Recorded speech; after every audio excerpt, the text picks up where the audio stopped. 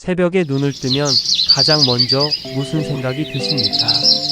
오늘도 똑같은 하루가 반복될 것 같은 막막함. 바꾸고 싶지만 어떻게 바꿔야 할지 모르는 답답함. 내 운명이 정해진 것처럼 느껴지는 무력함. 불자님들, 이런 마음으로 하루를 시작하신 적 있지 않으십니까?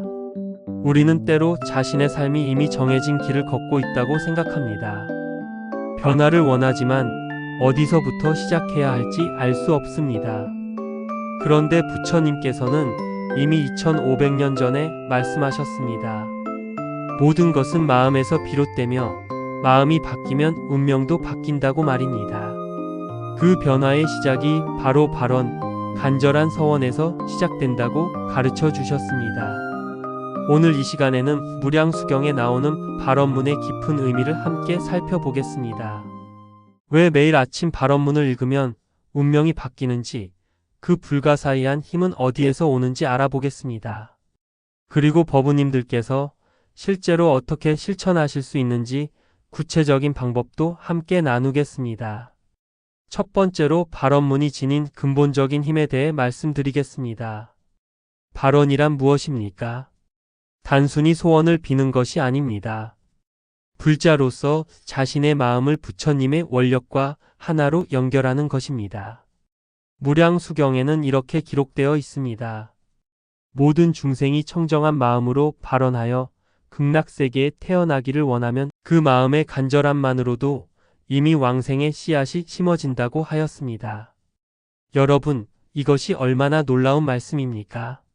아직 아무것도 이루지 못했어도 간절히 발언하는 그 순간 이미 변화는 시작되는 것입니다. 조주선사의 어록에도 이런 가르침이 있습니다. 제자가 물었습니다. 무엇이 도입니까?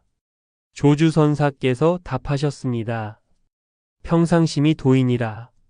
그러자 제자가 다시 물었습니다. 그렇다면 어떻게 평상심에 이를 수 있습니까? 조주선사께서 말씀하셨습니다. 향하려고 하면 이미 어긋나느니라. 이 말씀의 깊은 뜻은 무엇입니까? 발언은 무언가를 얻으려는 집착이 아니라 이미 우리 안에 있는 불성을 깨닫고 그것과 하나 되려는 마음입니다. 매일 아침 발언문을 읽는다는 것은 우리 안에 부처를 깨우는 행위입니다. 잠들어 있던 불성이 발언의 소리와 함께 눈을 뜹니다. 그래서 발언은 단순한 기도가 아니라 수행이고 수행은 곧 깨달음으로 가는 길입니다. 부처님께서 보리수 아래에서 성도하시기 전 어떤 서원을 세우셨는지 아십니까? 금강경에 이렇게 기록되어 있습니다. 일체 중생을 다 제도하여 무여열반에 들게 하되 실로 한 중생도 멸도된 자가 없느니라. 이것이 바로 부처님의 근본 발언이었습니다. 모든 중생을 구제하겠다는 큰 서원. 그러나 동시에 중생이 따로 있다는 생각조차 내려놓으신 깊은 지혜. 이 두 가지가 함께할 때 진정한 발언이 완성됩니다. 우리도 마찬가지입니다. 매일 아침 발언문을 읽을 때 간절함과 동시에 집착 없는 마음이 함께해야 합니다. 내 운명을 바꾸고 싶다는 간절함. 그러나 결과에 집착하지 않는 평정심. 이 둘이 조화를 이룰 때 발언은 진정한 힘을 발휘합니다. 경상북도 어느 산골 마을에 박보살님이라는 분이 계셨습니다. 30년 넘게 작은 슈퍼마켓을 운영하며 평범하게 사셨습니다. 그런데 어느 날 큰 마트가 동네에 들어서면서 가게 문을 닫아야 하는 위기를 맞았습니다. 50대 후반의 나이에 새로운 일을 찾기도 어려웠습니다. 매일 불안과 걱정으로 잠을 이루지 못했습니다. 그러던 어느 날 평소 다니던 절의 스님께서 무량수경 발언문을 알려주셨습니다. 처음에는 반신반의했습니다. 하지만 다른 방법이 없었기에 매일 새벽 4시에 일어나 발언문을 읽기 시작했습니다. 한 달이 지나자 이상한 변화가 일어났습니다. 불안한 마음이 조금씩 가라앉았습니다. 2달이 지나자 새로운 생각들이 떠올랐습니다. 가게를 작은 카페로 바꿔보면 어떨까? 동네 어르신들을 위한 소통 공간으로 만들어보면 어떨까? 그렇게 시작한 작은 카페가 지금은 마을의 사랑방이 되었습니다. 어르신들이 모여 차를 마시고 이야기를 나누는 곳. 젊은이들이 와서 어르신들의 이야기를 듣고 배우는 곳. 박 보살님은 말씀하십니다. 발언문을 읽으면서 마음이 바뀌었고 마음이 바뀌니 눈에 보이는 것들이 달라졌다고. 위기가 아니라 새로운 기회로 보이기 시작했다고. 이것이 바로 발언의 힘입니다. 상황을 바꾸는 것이 아니라 상황을 보는 마음을 바꾸는 것. 그러면 저절로 길이 열립니다. 화엄경에 이런 말씀이 있습니다. 일체유심조 모든 것은 오직 마음이 지어낸 것이니라. 우리가 보는 세상, 우리가 겪는 운명, 이 모든 것이 결국 마음이 만들어낸 것입니다. 그렇다면 마음을 바꾸면 세상도 바뀌고 운명도 바뀌는 것은 당연하지 않습니까? 발언문을 매일 아침 읽는다는 것은 내 마음의 방향을 다시 설정하는 것입니다. 어제까지의 습관, 어제까지의 생각 패턴을 벗어나 새로운 마음으로 하루를 시작하는 것입니다. 그래서 발언은 단순한 기도가 아니라 마음 공부의 시작입니다. 두 번째로 무량수경이 말하는 극락왕생의 진정한 의미에 대해 말씀드리겠습니다. 많은 분들이 극락왕생을 오해하고 계십니다. 죽어서 가는 먼 곳, 이승을 떠나야만 갈 수 있는 피안의 세계. 이렇게 생각하시는 분들이 많습니다. 그런데 무량수경을 자세히 읽어보면 전혀 다른 이야기를 하고 있습니다. 극락은 멀리 있는 것이 아닙니다. 바로 지금 여기 우리의 청정한 마음 속에 이미 존재합니다. 무량수경에 이렇게 기록되어 있습니다. 서방 10만억 불토를 지나 극락세계가 있으되 그곳은 한 생각 사이에 이를 수 있느니라. 10만억 불토라는 거리는 물리적 거리가 아닙니다. 우리 마음의 번뇌와 망상이 쌓여있는 두께를 말하는 것입니다. 그 번뇌를 단 한 생각으로 뚫고 나가면 바로 그곳이 극락입니다. 원효 대사의 가르침을 떠올려 봅시다. 원효 대사께서는 해골 물을 마시고 깨달음을 얻으셨습니다. 어둠 속에서 마신 물이 얼마나 달고 시원했는지 모릅니다. 그런데 아침에 보니 그것은 해골의 고인 썩은 물이었습니다. 그 순간 원효 대사께서 깨달으셨습니다. 일체유심조. 맛있다고 느낀 것도 마음, 역겹다고 느낀 것도 마음. 극락과 지옥이 따로 있는 것이 아니라 모두 마음이 만들어내는 것임을 깨달으신 것입니다. 그렇습니다, 법우님들. 극락왕생은 죽어서 가는 곳이 아닙니다. 지금 이 순간 청정한 마음으로 살아가는 것이 곧 극락에서 사는 것입니다. 무량수경에서 아미타불의 48대 원을 말씀하실 때 가장 핵심이 되는 원이 무엇인지 아십니까? 바로 제18원입니다. 모든 중생이 지극한 마음으로 10번만 내 이름을 부르면 반드시 극락에 태어나게 하리라. 많은 분들이 이 구절을 오해합니다. 나무 아미타불을 10번만 외우면 죽어서 극락 간다고 생각합니다. 그런데 지극한 마음이라는 것이 무엇입니까? 온 마음을 다하여 다른 어떤 생각도 없이 오직 부처님과 하나 되고자 하는 마음입니다. 그런 마음으로 연부를 한 번만 해도 그 순간이 이미 극락입니다. 번뇌와 망상이 사라진 그 청정한 순간, 그것이 바로 극락왕생입니다. 법정스님께서 무소유라는 책에서 이런 말씀을 하셨습니다. 행복은 멀리 있지 않다. 지금 이 순간 내가 가진 것에 만족하고 감사할 줄 아는 마음, 그것이 바로 행복이다. 극락도 마찬가지입니다. 먼 미래에 가야 할 곳이 아니라 지금 이 순간 청정한 마음으로 살아가는 것. 그것이 바로 극락에서 사는 것입니다. 그렇다면 어떻게 해야 지금 이 순간을 극락으로 만들 수 있습니까? 바로 발언입니다. 매일 아침 발언문을 읽으며 오늘 하루를 청정하게 살아가겠다고 다짐하는 것. 탐욕, 분노, 어리석음을 내려놓고 자비와 지혜로 하루를 살아가겠다고 서원하는 것. 이것이 바로 극락왕생의 실천입니다. 전라남도의 한 요양병원에서 간호사로 일하시는 김보살님의 이야기입니다. 10년 넘게 치매 어르신들을 돌보는 일을 하셨습니다. 육체적으로도 힘들지만 정신적으로 더욱 힘든 일이었습니다. 매일 똑같은 질문을 수십 번씩 받고 화를 내시는 어르신들을 달래고 밤에는 악몽에 시달렸습니다. 번아웃이 와서 일을 그만두려고 했습니다. 그때 병원 법당에서 스님을 만났습니다. 스님께서 무량수경의 발언문을 가르쳐 주시며 말씀하셨습니다. 지금 보살님이 돌보는 어르신들이 바로 부처님이십니다. 그분들을 통해 자비를 배우고 인내를 배우는 것, 그것이 바로 극락왕생의 수행입니다. 김 보살님은 그날부터 매일 아침 발언문을 읽기 시작했습니다. 오늘 하루도 어르신들을 부처님처럼 섬기겠습니다. 짜증나고 힘들 때마다 자비심을 일으키겠습니다. 이 일을 통해 제 마음을 닦겠습니다. 이렇게 발언하며 하루를 시작했습니다. 신기하게도 마음이 바뀌었습니다. 어르신들이 더 이상 힘든 대상이 아니라 나를 깨우쳐주는 스승으로 보이기 시작했습니다. 똑같은 질문을 하셔도 짜증이 나지 않았습니다.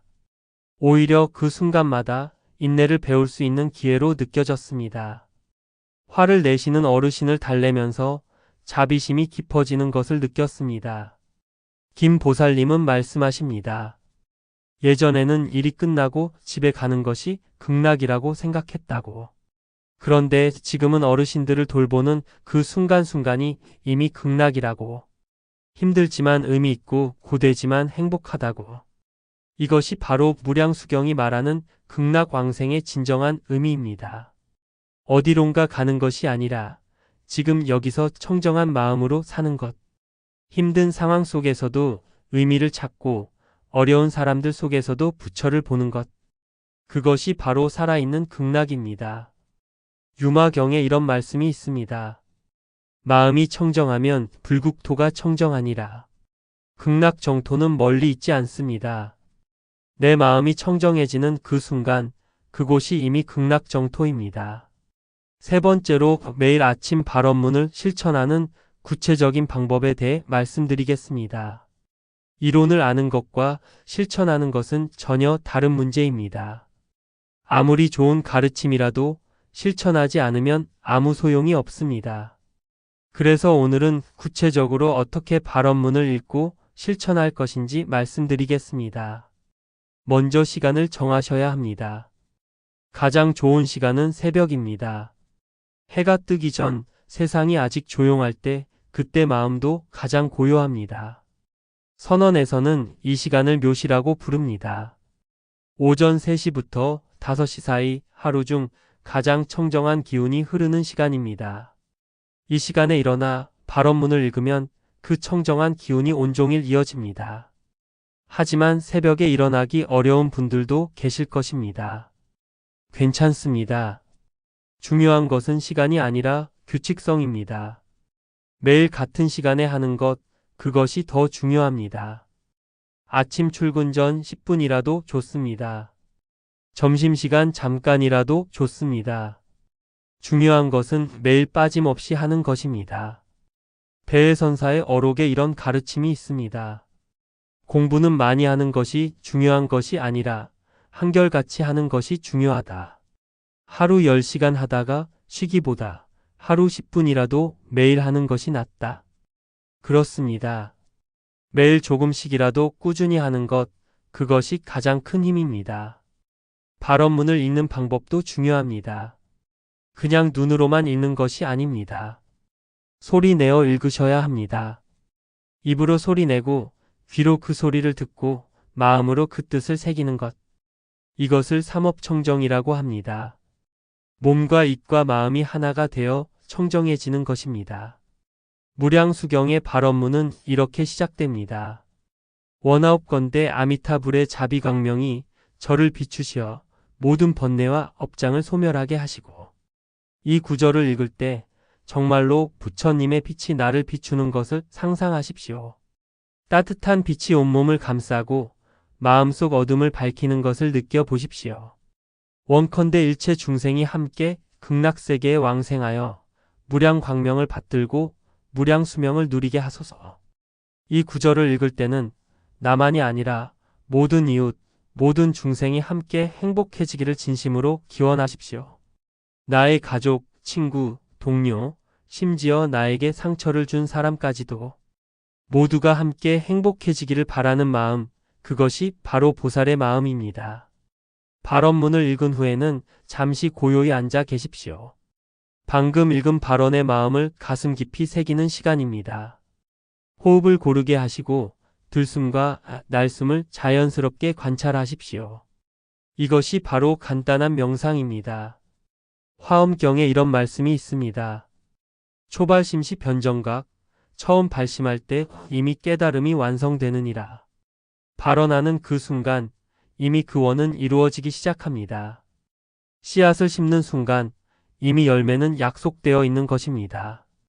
그러니 발언할 때는 의심하지 마십시오. 이루어질까, 안 이루어질까 걱정하지 마십시오. 다만 간절히 청정하게 한결같이 발언하십시오.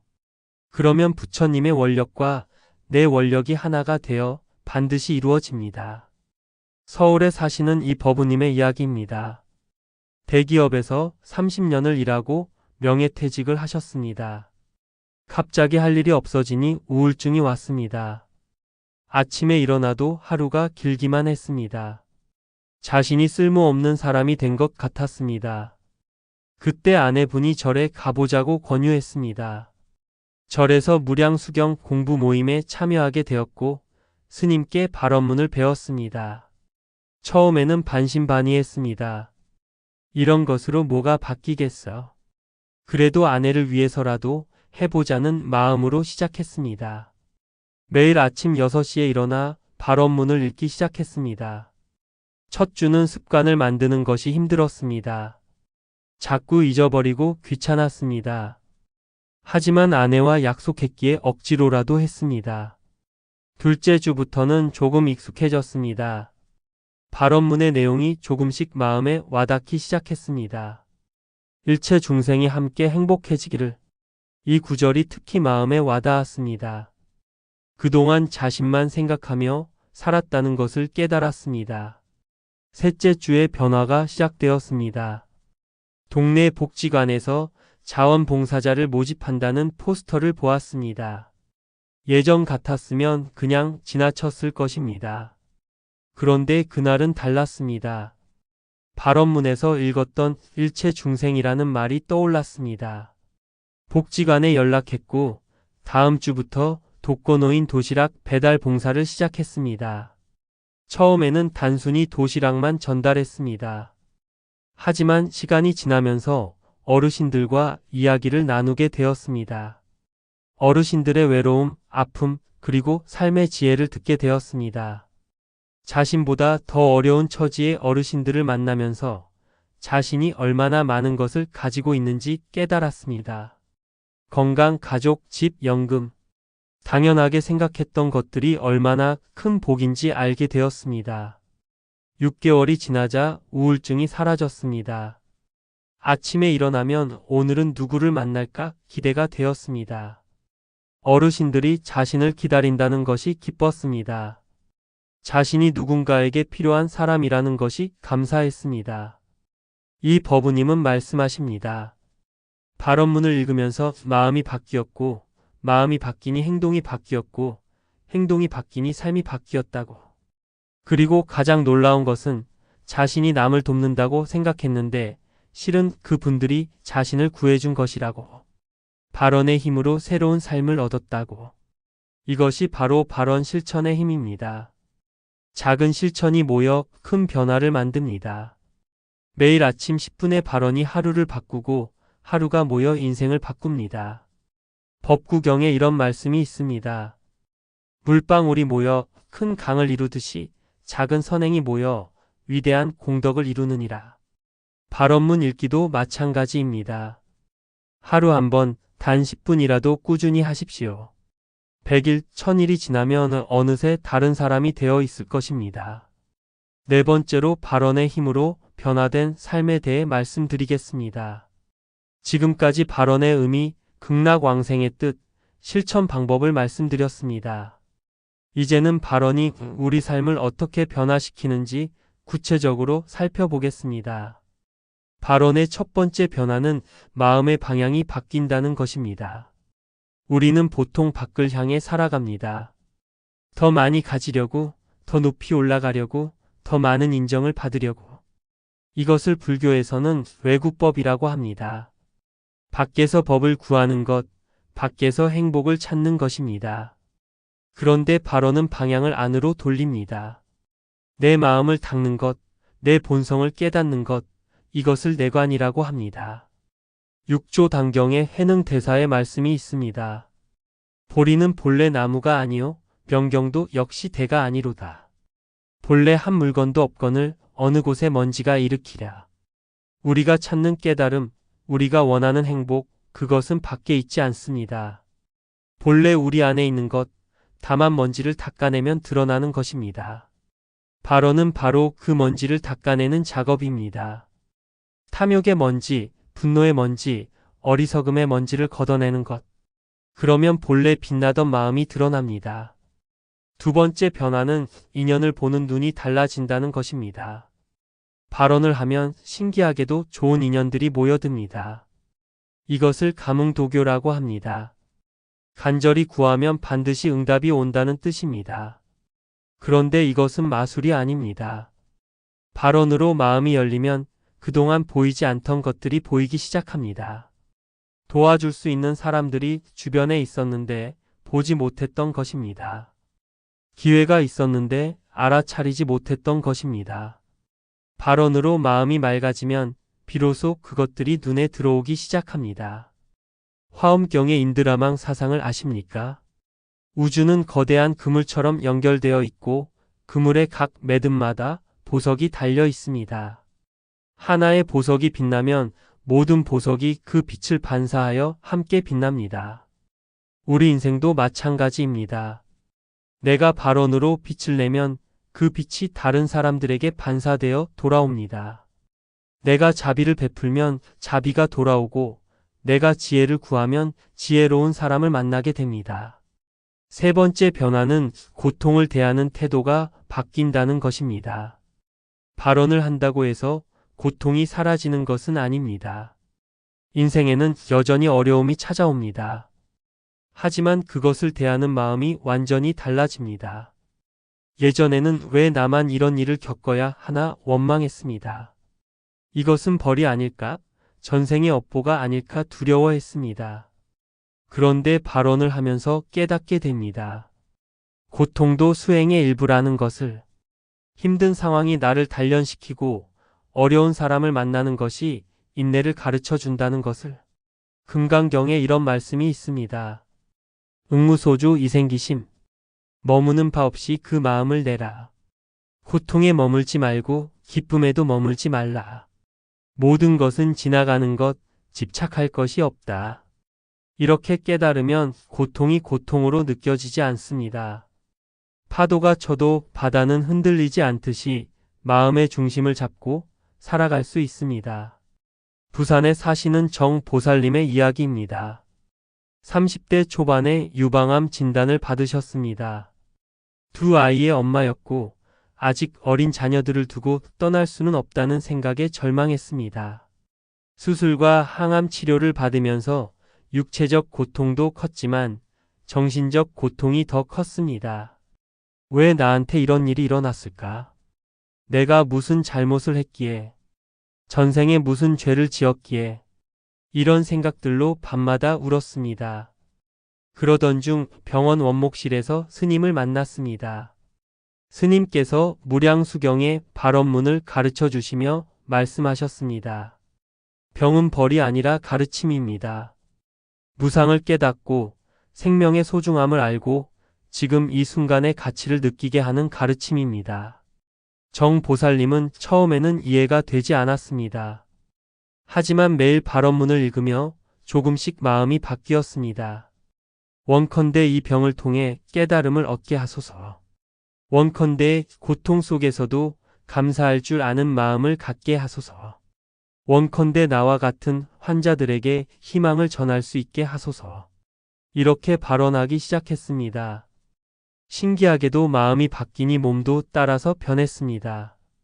항암 치료의 부작용이 줄어들었습니다.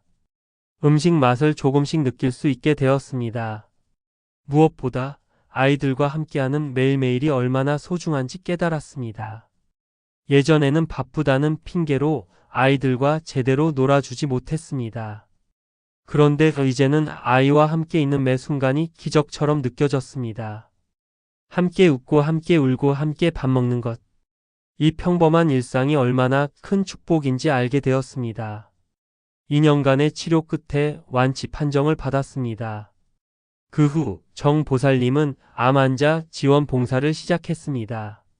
자신이 겪었던 두려움과 고통을 아는 사람으로서 같은 처지의 환자들에게 희망을 전하고 싶었습니다.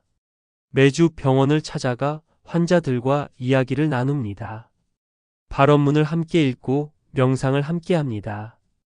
환자들은 말합니다. 정 보살님을 만나면 용기가 생긴다고. 살아야겠다는 의지가 생긴다고. 정 보살님은 말씀하십니다. 암은 저에게 가장 큰 스승이었다고. 그 고통이 없었다면 평생 깨닫지 못했을 것들을 배웠다고.